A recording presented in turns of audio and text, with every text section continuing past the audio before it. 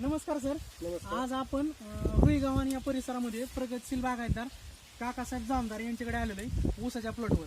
265 जातीचा ऊस आहे.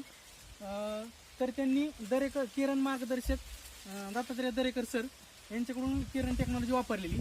तर आपण त्यांच्याकडून समजून घेऊ किरण टेक्नॉलॉजी वापरल्यामुळे काय बदल झाला. सर तुमचं नाव आणि पत्ता सांगा. माझं नाव काकासाहेब जयसिंग जामदार.